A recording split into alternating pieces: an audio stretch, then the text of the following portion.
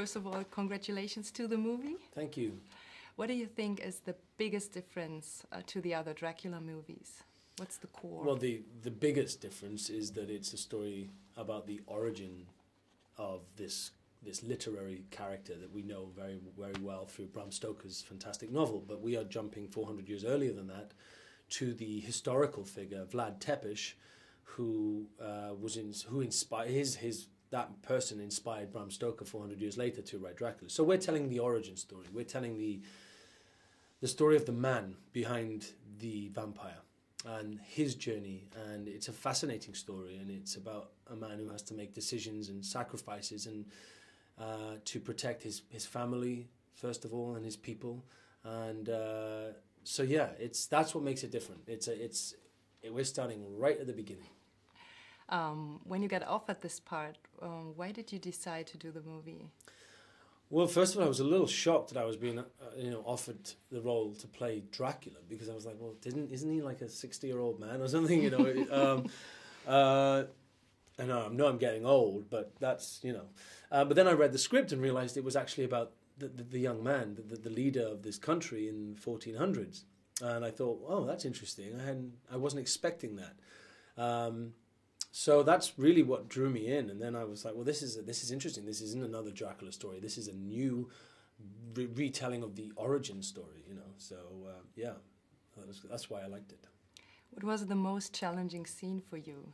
The scenes. Oh, that's difficult because there was a 76-day shoot, I think, and I was in 76 days. So some days were harder than others. Physical days were really intense. Wearing the armor that's on the poster behind you was, it looks fantastic and it was wonderful to wear. But when I had to fight in it, it was intense. It was really difficult. It wasn't as flexible as I was hoped. So those days were quite intense. But it's all in the past now.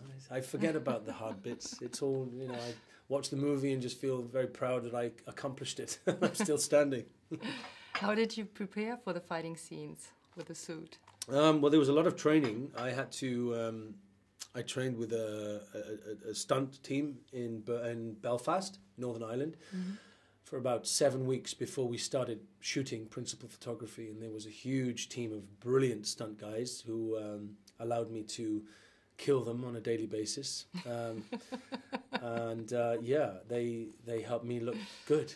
And so I'm indebted to them. Were there any dangerous scenes? Yes, there were. There were a lot of dangerous scenes. I mean, the swords were of a soft metal, but they were still metal, and they could hurt when I had a big cut on my eye one day in a fight sequence. I chipped teeth. Loads of things happen when you're working with armor and swords and horses and children and animals. There's always something that's dangerous, but I think I managed to get away with not too many scars. I think I've got a couple, but not too many. The end is pretty obvious for a sequel. Can you tell us anything about this? What would be your idea? Well, I guess the only way to describe it without spoiling it for people that haven't seen the film is that it's Dracula is immortal, and there's only a few things that can kill him, and he's managed to survive quite a long time without being killed. So he can go anywhere, and he can be in any time, in any century. And so at the end of the film, we see Dracula, transported into a different place, a lonely man, a man searching for something, and a man who's lost. And something happens at the end of the film which sort of makes you think, well, maybe this could go somewhere else. But, with Dracula, he can go anywhere. That's all I'm saying. Right. Do you remember your first Dracula movie? I do. I think it was a Peter Cushing Dracula. I think, yeah, a long time ago. It's very scary. And then I remember the Gene Wilder Dracula as well, wasn't it? No, was that Frankenstein? I don't know. I can't remember. All I know is I was too young to watch it. I know that. I remember feeling very naughty about the fact that I'd watched the Dracula movie. Have you ever believed in vampires? No, I don't think so. Maybe I do a little bit more now, but I don't know. I know there are people that live as vampires. I know that. I read up about that. That was quite interesting. But no, I hope there aren't vampires. But the world would be a very scary place if it was. Right. I guess your next project is The Crow. The next project to shoot, it could be The Crow. It could be, yeah, okay. Yeah. It's at the minute there's a lot of juggling going on with scheduling and projects, so it's on the table, yeah, yeah. Okay. And I'm hoping we'll be doing that sometime at the beginning of next year. Yeah, that would be great. So are you only up to the dangerous characters, the dark characters? No, not at all.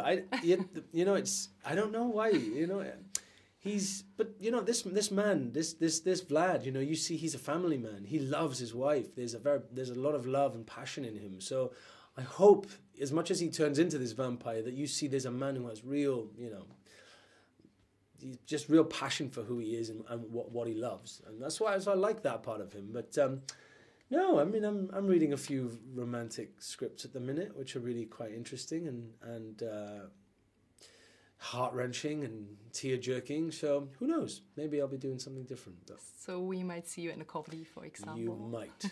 Might. I don't think I'm very funny, but I'll just rely on a very good scriptwriter to make me funny. Do you think there is... Oh, okay. Thank you.